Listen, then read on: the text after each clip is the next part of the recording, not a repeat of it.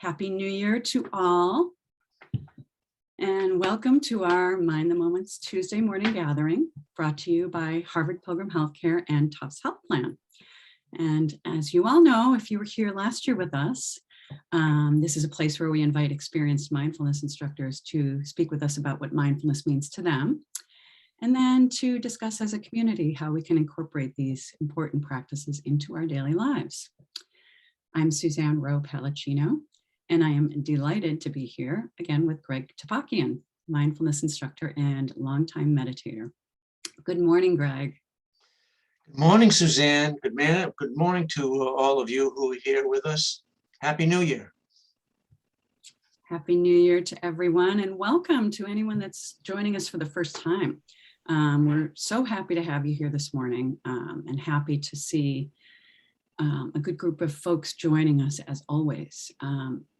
A little reminder for anyone who hasn't been with us recently, we're going to be adding a session on Wednesday morning at 8:30. So different format. It'll be in a Zoom meeting format where you can see all the squares of folks that have joined. And that format will be allow us to have a little bit more of direct discussion. People had asked for this, so we added this to our lineup of Mind the Moment sessions. I will add the link in a moment. There is a password, so you can join us. Those sessions will not be recorded, and cameras are optional, so I wanted to mention that. And just to reiterate that Tuesdays and Thursdays sessions are still going to be going on, and they will be in a different format, this same format that we're using right now, so just a webinar format. So, and to remind folks, if you would go down to the bottom of your screen where it says chat, open that up, and the blue drop-down menu allows you to click on everyone, and you can see everyone's comments and anything that they have to say real time when they type that in. So Greg will be starting us off with a question. He's been with us the last couple of weeks. We've been really, really fortunate for that. The stars are aligned. And so we've had him here for our second time, and he is going to be building on what he was discussing last time. So he's going to start us off with a question and then lead us in a guided practice. So I've shared that link for Wednesday, and Greg, what do we want to start folks off with this morning? Well, last week we were talking about one practice, which is a major practice of what's called the divine contemplations, or an example of what's called a heartfulness meditation, and that was kindness. And so today I thought we'd consider on that path, continue on that path with talking and practicing compassion. So the question I'd like to pose to folks is, what do you think of when you think of compassion? What is its relationship to kindness and mindfulness? And how do we support the arising of compassion a little more often, so it's more natural for it to come up rather than just sort of a random occurrence? Okay, so yeah, go ahead and see what comes up in your mind and share it in the chat with us. We'd love to hear your thoughts on that. As folks are typing, what comes up for me in regards to compassion and how that quality of mind differs or enables us to be, or enables well-being. I feel that I've always felt like it's when you're helping other folks, or you're able to be in other people's, understand their lives and understand what they're going through, that enriches my life. So I feel like that, you're understanding folks from a different level, and I think that's always helpful. So I feel like it enriches my life too. Mm-hmm. To open up to others. What about you, Greg? Well, I'll talk about it a little bit more in a second, but it's just compassion is a form of kindness for me, but it's kindness oriented in particular situations. And that is when people, either others or myself, are experiencing distress. And so can we be there? Can we be present while either ourselves or people around us are suffering, are in pain? And to bring kindness, bringing a heart connection in that situation to people. So it's sort of a special case of kindness, and that is not just a general offering of goodwill, but wanting ourselves or people that we're with to be free from pain, to be free from distress, to heal, and to be there with them in that experience. Yeah, very, very important. See, folks have shared, I think it's like being mindful. You need to practice it, be mindful of it. Yeah. Yeah. Yeah, someone has made this, Julia, for compassion starts with me. When I'm less hard on myself, I can extend it to others. Yeah. So true. Compassionate, we have compassionate choices daily. Definitely.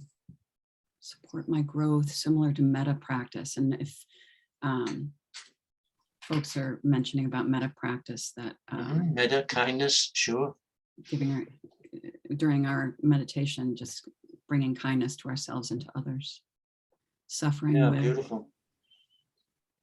Yeah, put yourself in someone else's shoes. It makes all my rough edges soften and takes the focus off me. Yeah, we can all use that. Yeah, yeah. And that, it's in some ways it helps us. It's a little bit of an, I don't know if it's a good thing to say escape, but it's a little bit of a way to relieve ourselves from our own yeah, sure. suffering. So wonderful thoughts that people shared. So thank you for sharing. Absolutely, yes, thank you. So here we are, and we have this opportunity to practice, to see how mindfulness can help us live our lives, not just for this 30 minutes while we're on the cushion or on the chair practicing, but how it can help us live our lives for all the other moments of the day as well. Because the truth is, the more we practice mindfulness, the more it tends to come up for us. The more it becomes the new normal for each of us to be more awake and aware. And if we practice kindness and compassion, then that becomes the new normal for the mind and heart as well. So when we talk about compassion, we're usually thinking of a number of things. The first is empathy, meaning that we are able to feel, in a sense, what the other person is going through. We have a sensitivity to the situation. We have a concern for their pain. And just as importantly, we have a willingness to help. We have a willingness to be there for that person. Now, most of us aren't medical doctors or therapists, so it doesn't mean we're going to solve their problem or make it go away. It just means we're going to be there for them. We're going to be present with them. And for all of us as human beings, we know that when we're going through tough times, just having someone be there with us, hold our hand, touch our shoulder, our face or whatnot, that's a lot. So compassion is feeling the feelings, having concern, and then wanting to help. And it's more than just a feeling. It's that randomly arises. It's something that we can aspire to. It's something that we can choose to practice so that it becomes more a natural place for the mind and heart to turn to. So many people ask, well, why compassion? And again, just like with kindness, Most of us, our parents told us we should be more kind or more compassionate. And for some of us, that was a good reason to do it. For some of us, that was a reason maybe not to do it. Uh, and or another reason might have been, well, if I do something good now, maybe I'll get a payoff later on in the future. But here's the connection with mindfulness. Mindfulness is exploring this, why should I practice it, from a different perspective. And that is, it's asking us to really be awake and really be aware of how this mind, body, and heart actually feels when it's engaged with kindness, when compassion is in the heart. What does it feel like in those moments? And what the evidence suggests, and what each of us is being asked to check in for ourselves, is when we're tapping into compassion for ourselves or for another, we tend to feel a higher level of emotional well-being. There's more peace in the mind. There's contentment. There's a feeling like, God, I know I am alive. I'm establishing some basic human connections.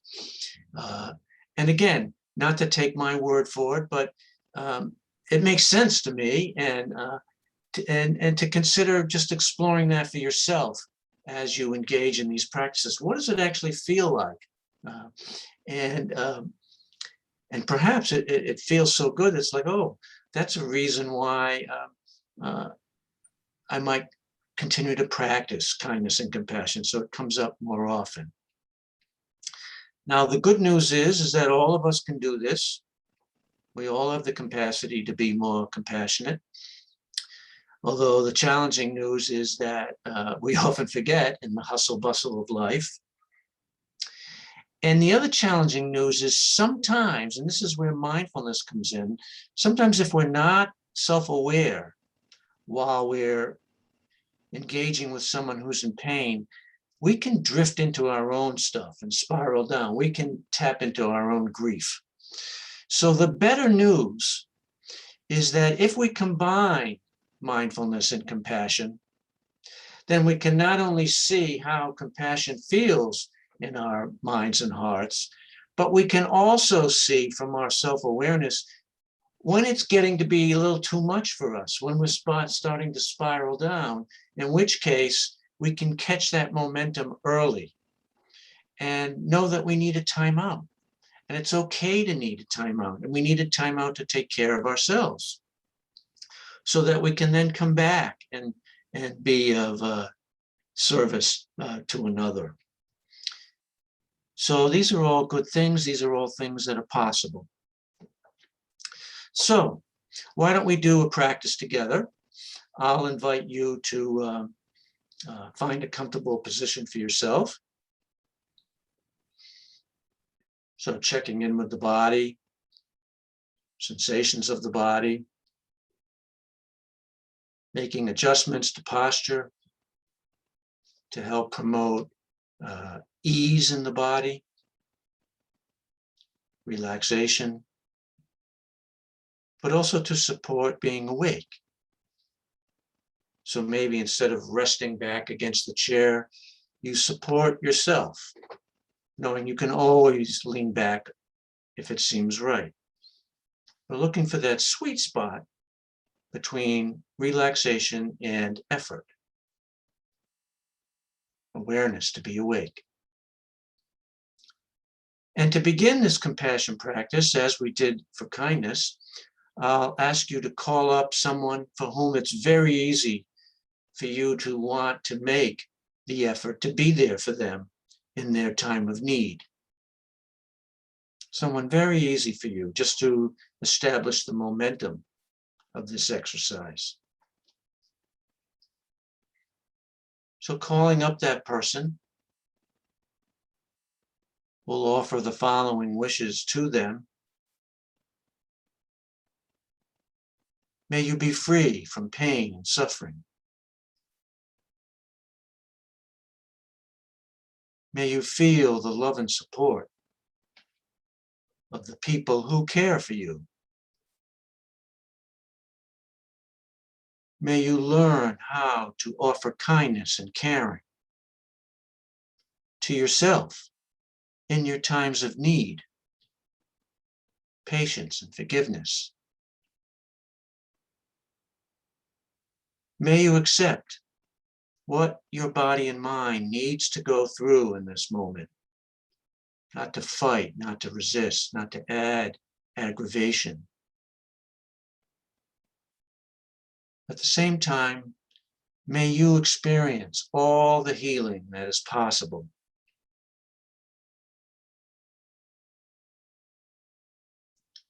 And finally, may you feel some peace in this moment.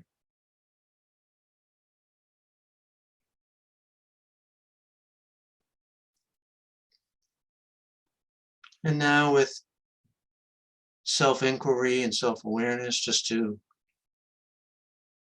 get in touch with that, what's happening in your own mind and body. What does it feel like to offer care and compassion to another in their time of need?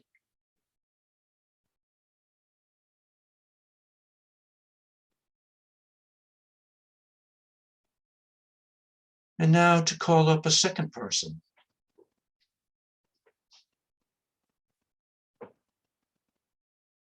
And have them stand around you along with the first person. And to offer compassion to him or her as well. May you be free from pain and suffering. May you feel the love and support of the people who care for you. May you learn how to offer kindness and caring to yourself, to offer forgiveness, patience with yourself in these tough times. May you accept what the body and mind needs to go through.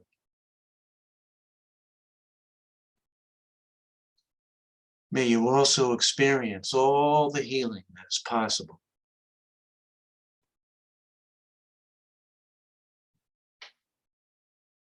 May you feel this moment of peace.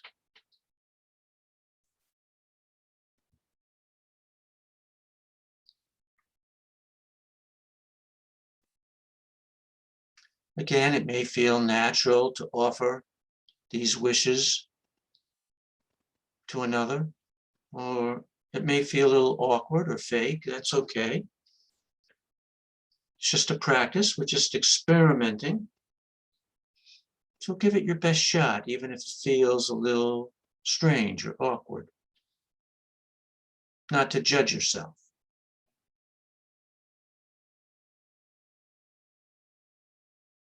And now you might call up a third person and imagine the three of these people standing around you in a circle.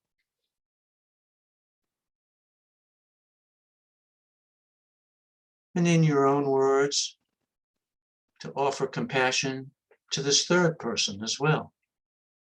Doesn't have to be my words exactly. You understand the spirit of this practice.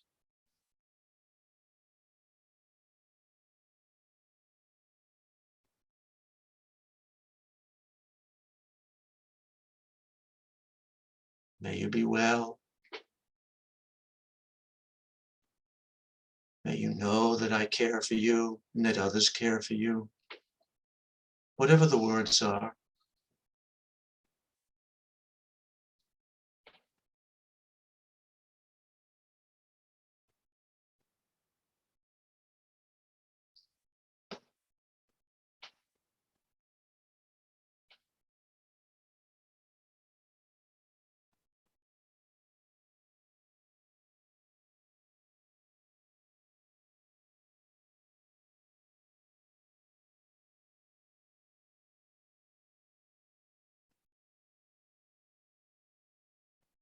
And now I'll ask you to imagine a situation where, when you were in pain, when you were in distress,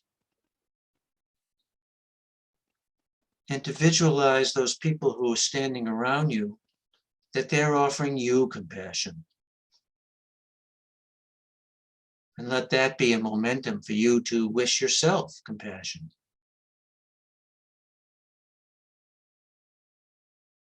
They're offering it to me. They're offering it to you. Can you take it in? May I be free from pain and suffering. May I feel the love and support of the people who care for me. May I learn how to offer kindness and caring, patience, forgiveness to myself in these times of need. May I come to accept what this body and mind needs to go through. And may I also experience all the healing that's possible.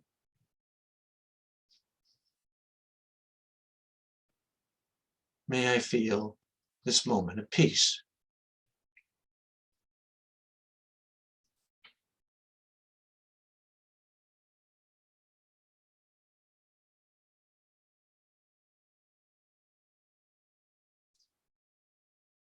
And I'll count backwards from 3, and when I get to 1, I'll invite each of you to reopen your eyes and come back to the group. 3, 2, 1.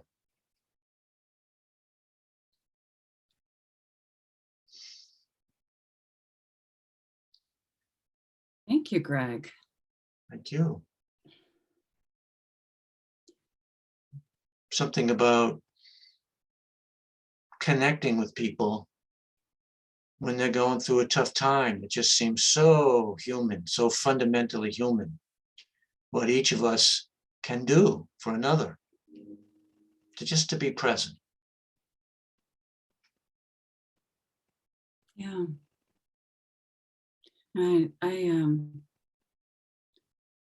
After that practice, or actually before, when someone had made a comment, that what comes up for this person is memories of past situations when I was struggling to find acceptance or forgiveness, and compassion was the key to getting there. Yeah.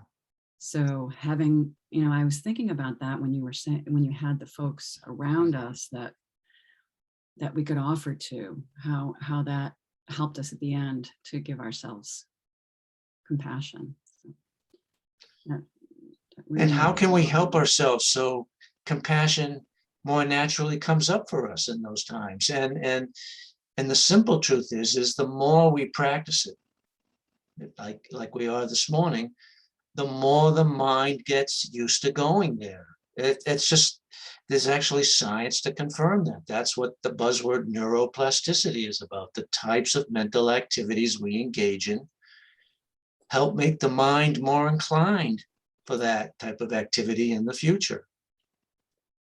So kindness, compassion, patience, these are things that we can cultivate if we're willing to experiment with them, to actually spend time practicing. yeah. It's so true that when you mentioned in the beginning, I agree, the first time I engaged in these practices, it did feel like, okay, I'm not feeling this right away. I don't know about this. A little, I think of Dan Harris from 10% Happier. Yeah, definitely. Yeah. It's like, it's a little strange, fake. Yeah. Touchy-feely, yeah, new agey. Yeah, sure. Yeah, but it's an exploration. What words make sense to you to offer? It needs to be you. But I think all of us as human beings have that in us somewhere, if we don't cover it over too much. Yeah, it's so true. Like you said, whatever we incline the mind to do, becomes more natural. So thank you so much. That's a wonderful practice to start us off during, a year that we still need to remind ourselves to be compassionate to others and to ourselves. Absolutely. There's a lot going on. Totally. We have to be, and your reminder in the beginning that we just need to kind of take it easy on ourselves a little Yeah. bit. Yeah. So all wonderful practices. So thank you, Greg, for Oh, your my words pleasure. and for your guidance. Thank you. Thank you. Thank all of us here for practicing together. Yeah, thank you to everyone joining and for the discussion. Just a reminder too, as for those folks that might have joined a little bit later, I'll share in the chat the link for tomorrow morning's session that will be new this year, a Zoom meeting format where we'll have our squares of folks that could join, and camera's optional, and however you want to join works for us. So that's 8:30 tomorrow. So thank you for coming today. Hope to see you tomorrow for our session to start the year off on something new. And yes, and someone has just commented how important it is to listen and not try to, like what Greg said, not try to solve or advise, but just being there for folks. Just being there. Yeah. So, and yeah, I thank you for your words of wisdom. So we're very, very grateful for the folks that have joined this morning. So copying the link, it will be posted on the MindtheMoment internet page. Yes, it will. Yeah, I wonder, I'll do it one more time, but yes, it will be posted there. There's one more time. I don't know that that's any different, but if you click on that chat window and just highlight it, that may help you. Yes, it is 8:30 to 9. Oh, okay. I wonder if that's just a host thing where we can, but yes. And you know what, let me share the MindtheMoment page in case folks might not have that. That's a Facebook page that you can go to just to get some of these links. And I post, we post every morning before these sessions, right around 8 o'clock. So you can get the link there too. So here's the Facebook page, the Living Well at Home Facebook page. And so that's probably the best place to get the link. So we can't copy and paste from that. So yes, we will, it'll be posted. So it'll be posted on both sites. So, but if you go, all you have to do is Google Facebook Living Well at Home, and that will get you to that page. Okay, and thank you again, Greg, for joining us and for being with us this morning. So we're very, very grateful to have you here. And we'll continue this next Tuesday with another divine contemplation. Yeah, I have the good fortune of 3 weeks in a row here. So yes. Hope to have a chance to practice with you again. Yes, for sure. So thank you. We're glad to have everyone here and be with each other together this morning. Thank you all for joining, and look forward to seeing you tomorrow and Thursday if you can make it. We'll see you soon, and have a good rest of your day.